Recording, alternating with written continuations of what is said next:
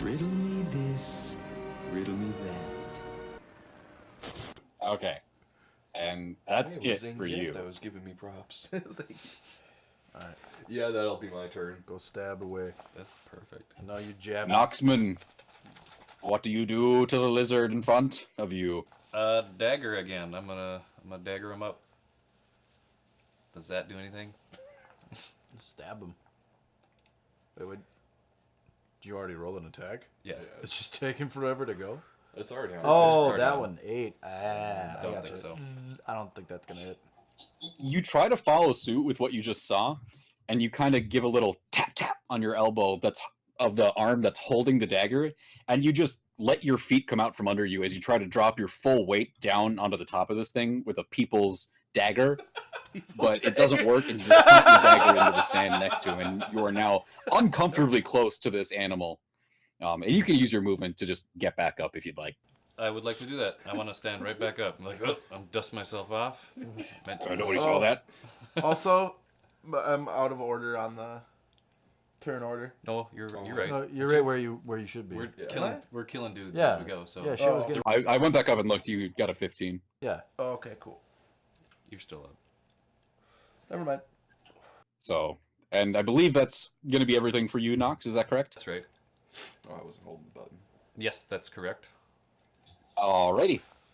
Kingman. Dude, I'm gonna try to find that cloaca one more time so I can get those tendies, man. Whew. I think I did. Aiming for this spot where you're not sure exactly where it is, but you have a general idea of where to find the supple little hole. You more gently this time at first slide the quarterstaff somewhere between the midpoint and between the two hind legs, and all of a sudden you feel a sort of acceptance as your quarterstaff finds purchase, and you drive your weight forward into the body of this thing, and you can feel your quarterstaff come out the other side down into the sand, and you have it sort of pinned through the butthole to the ground. Nice. That's a rough piercing. And as it's in there, it writhes and screams with such a strange sensation, and it whips its head around and gives you the strangest look of why as the life leaves its eyes and it stops moving. I love that. Why? I give him the same look. I'm triumphant. Yee! I am so disappointed in you on like a very deep level. Dude, I'm the tendy master, dude. I'm just The standing last off to the battle, I side, obliterated like, some tendies. This hand time motioning like I got a heavyweight belt? champion belt on, You got a John belt. Cena style. Yeah. Holy shit. I give my own tendies a little tickle for a reward. Put your damn clothes on. So as the halfling plays with himself and the Dark Knight celebrates a mock victory in the middle of the octagon, the rest of you kind of just come to terms with the very, very odd moment that you just had happen and realize that you should probably be moving on. So you all hop back into the boat and you continue the same sort of leg, your island hopping to and from each little piece of land that you can find until you actually do arrive at Angler's Island. I gotta Can put my I clothes back on. re-equip my stuff? Yeah, I gotta put clothes yeah, and shit. it's probably Yeah, you guys, you did it. For the sake of brevity. Okay. Cool. for yes. I'm gonna pee real quick. Groucho needs to pee real quick. Well, that's all right. We can. I'm gonna Okay. take a pee before I hop when we dock here. Yep. So you arrive at Angler's Island, and you can see that this town is laid out very similarly to Crimson Grove. It's built in tiers, starting with the highest tier most inland and going down to the waterfront. The waterfront here is much, much, much bigger than the one you saw in Crimson Grove. Most of the surrounding portions of the town that actually meet the water have docks and wharfs and jetties on them. Huge ships ranging from man-o'-wars to small fishing vessels, even a few longboats are docked here. Fishermen, sailors, captains, harbor masters, they all mill about on the docks, shouting orders, overseeing the loading and unloading of cargo. And you guys find one of the open spots on one of the smaller docks, tie up your boat, and disembark. And then we'll wait for the bees show to get back. I just aspirated. Yep. Does it appear that there's I mean, I'm assuming that our tiny You had tiny some little laryngeal vessel penetration. is pretty outmatched You by had some the laryngeal surrounding Definitely. boats. I guess.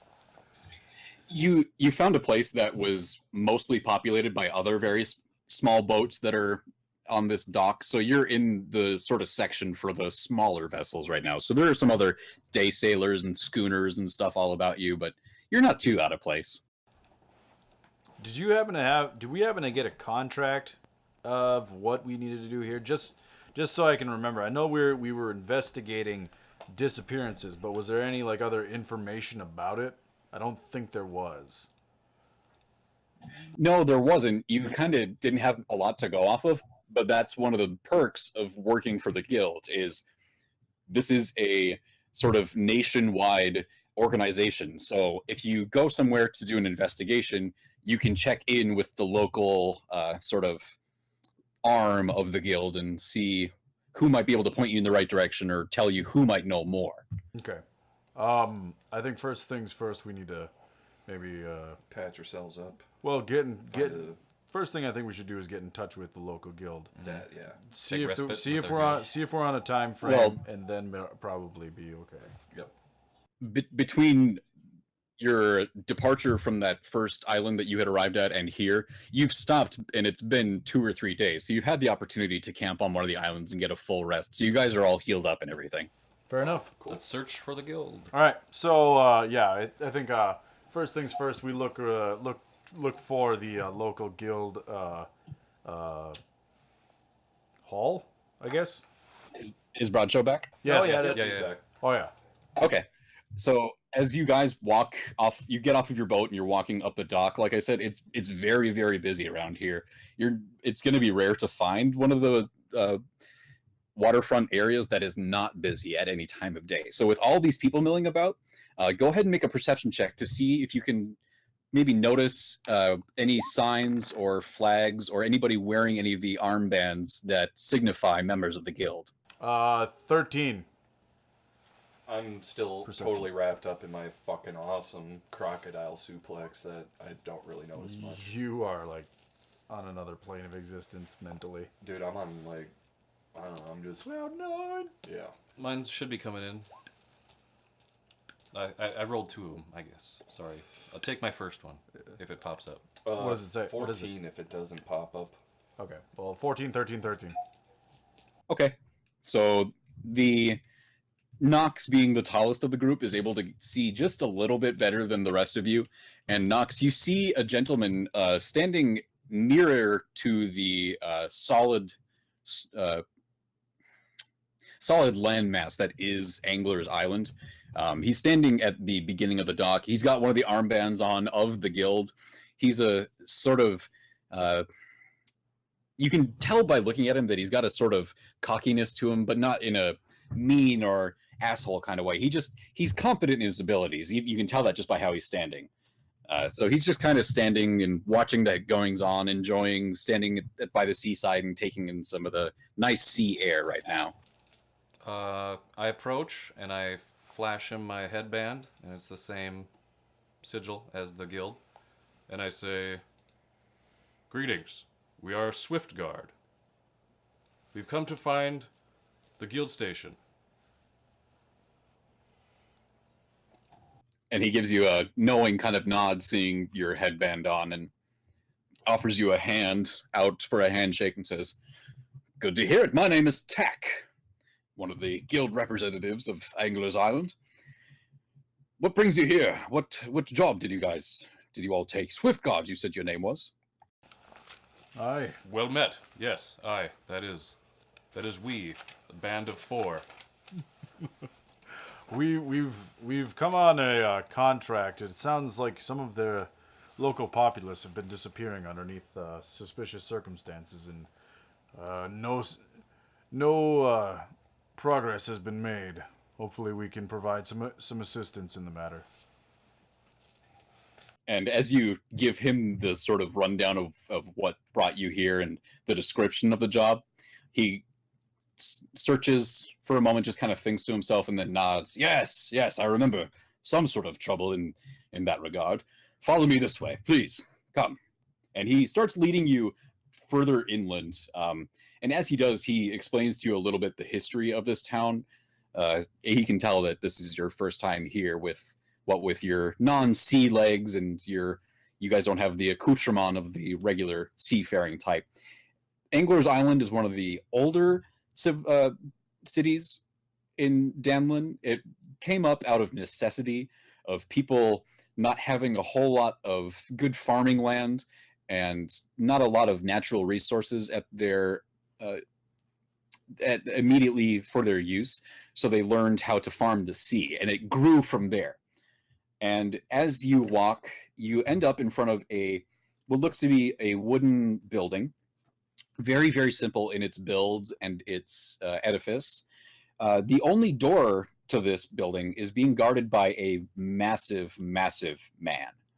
He's standing impassively with his arms crossed, just looking straight ahead, does not even look in your direction as you approach.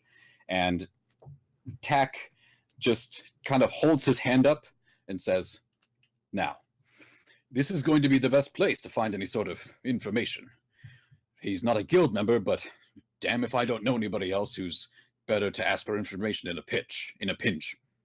Follow my lead, and once we get inside, more will be answered." And he walks off closer, or he walks up to the large gentleman. And as he gets up to the larger man, he stands directly in front of him. He sort of stomps his heel and gets into a sort of at attention posture to officiate this little interaction. The large man simply looks down and says, "2."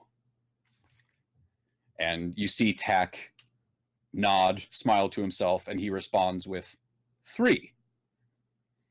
The larger man smiles, opens the door behind him, and says, "Welcome, welcome, Tack. Nice to see you again. Come on in." And as Tack enters, the large man closes the door behind him and resumes his former posture. I say 4. Try again. I say 4 as we walk in. So you approach him by yourself, or all 4 of you go up to him, or what? How are we doing this? I I just said it, but- am going to stand a little bit off, Okay. just to see how this interaction goes. And then we all approach? Oh, yeah, sure. Yeah. Heskar So- just kind of idle back. I'm gonna hang behind you a little bit, like peeking around. You're on my shoulders, bud. Okay, I'm good with that. So as the 3 of you approach him, he doesn't respond. He doesn't do anything to betray that he has even noticed that you guys are there. He's still just staring impassively ahead. I want to raise my hand to him to try mimic what's his face Tack. Yeah, mimic Tack 2. And as you do so, he looks down at the group of you, not meeting any of your eyes, but just generally at the 3 of you, and all he says is, "Entry is 1 at a time." I'll go first. Okay. So I guess I just raise my hand again to reinitiate. So mimicking what you saw Tack do, you kind of stomp your foot and get to an at attention sort of, stiff as a board kind of a thing. And he notices the movement and looks right at you, and he says, 5. 6. He shakes his head, closing his eyes, and just makes a motion of away with you with his hand. Could I do an insight check to try to figure out what his password puzzle is? You can certainly try. I would assume that would be more you figuring out on your end. Insight, I would say, is more like, What his whatever. intentions are. Yeah, like intent. I probably don't know. So, searching his face, you're not able to discern what the operations of what's going on here is, but it's definitely some sort of a test You would need a larger kind of sampling to be able to figure out what kind of a test it is. But as far as right now, you know that you have not gained access to this building. I graciously back away to let someone else make an attempt. I'll go up to him next. And I mimic the a little clumsily mimic what Wainwright and Tack had done to get his attention. And you do so. You do your best to mimic the emotion, and he notices and looks down at you and says, 7. And I will say 6. Again, he shakes his head, closing his eyes, and does the same motion of just kind of brushing you away from his presence. Are these primes? What is he doing? Seems like he's picking prime numbers. What's the next prime in the sequence then? 11. 2 wasn't a prime number though. Oh, that's right. Maybe that initiates the cycle? I don't know. What do you think it is? No, I was just gonna see if you were going. Well, initially I was thinking it was the number. Are you guys trying to say something? Because I can't hear you if you are. Oh, we're just kind of We're discussing. conversing, yeah. I'll hold the button down so you can hear the. Now, Heskar, you've been standing back here. What kind of observations are you trying to make? I want to see if if I'm able to catch his eye moving away from the person in front of him at all, or if, when he's calling out these numerical challenges, is he looking anywhere else? He's looking right at the face of the person, supposedly meeting their eyes, just giving them a direct facing. Go ahead and make me an intelligence check, Heskar, since you've been observing this entire situation go down. Can I? 11. I've been kind of sitting back watching the whole thing. So you kind of notice that there seems to be a pattern to what's going on. It's not so much the number itself as in its quantity, but the actual word of the number itself. He's giving individual numbers, all only a single digit, and the person is responding with a single response appropriate to what he has given. So it's kind of a call and answer sort of thing. I know what it is. I'm pretty sure. I think it's the number of letters in the number. Because he said 2, and there's 3 letters in 2. I walk forward, I stomp my feet, and I give him the same add attention. He recognizes it, looks into your eyes, and says, 11. I look him square in the eye and I say 6. He smiles, opens the door behind him, and says, "Welcome, Dragonborn. Enjoy yourself." And closes the door behind you and resumes his position. I reapproach. Do the attention thing again. And again, he presents you with a number, and he says, 20. 6. 6. 6. 666, oh my god! He smiles, opens the door behind him, and says, "Welcome, Halfling. Enjoy yourself." Closes the door behind you, resumes his position. I approach now, I guess. I'm coming in. Wait for me, Hangman. And he hears you see this and sees you approaching and just holds his hand out and is expecting. I put my hand up. I copy what everybody's doing. And he presents you with 1. 3. 3.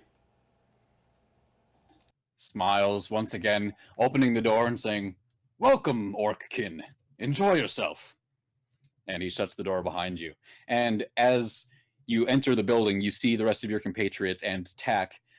And now that you all 4 are here, Tack approaches you all and with a big smile on his face says, "Wasn't that some fun? Welcome to the Puzzle House. I'm not even Wow. in yet. Sean's not in. I know it might. Hey, Wilson, Sean actually is Did still you? sitting outside. Yeah, I'm still outside. He's still kicking the dirt. All right. So I'm gonna approach the guy, stand at attention, and raise my hand, palm out towards him. 19.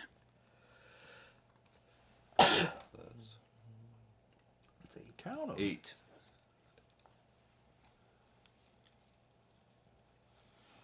Opens the door. Welcome, brother. Enjoy yourself. I enter. He stops you. Whoa, whoa, whoa. So, like I said, Tack kind of smiles very, very largely at you all and says, "Oh, some fun, wasn't it? Welcome to the Puzzle House. I thought it might be more fun if I didn't tell you what was going to happen before we got here. No spitting inside, please. That's a very rude thing to be doing inside of another person's business. Now, we're here to see Mogrin the Wise, and as he's known in these parts, he's sort of a local legend. An old elf. He's done almost everything you can think of. He's traveled, he's learned, he's worked every job he could, and the last century spent in his life is opened this establishment as a sort of retirement for himself. It's a place of games of chance and riddles and contests. And I'm sure that if we enjoy ourselves for a little while here, we might be able to make an arrangement to meet with him and get some answers of what might be down the line for you gentlemen in your investigation.